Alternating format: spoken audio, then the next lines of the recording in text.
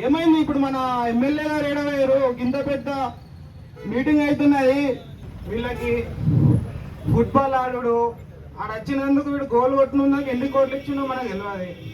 మళ్ళా విద్యార్థులందరం రోడ్లకి గింత కష్టపడుతున్నాం.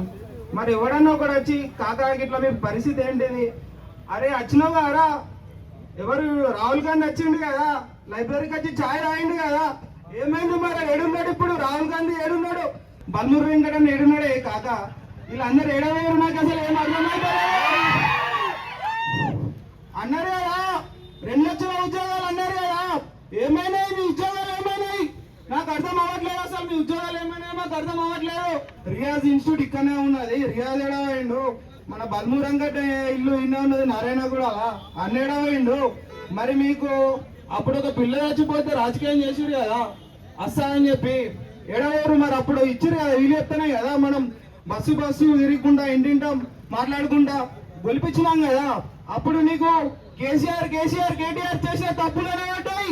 మరి ఇప్పుడు ఏమైంది, మీరు ఏడవైనారు ఇంట్లో అనుకున్నారా? మాది ఎవరికి భయపడే రకం కాదు, ఆల్రెడీ మొత్తం భయపడి ఇప్పుడు ఇంట్లోనే మమ్మల్ని వదిలేసిర్రు.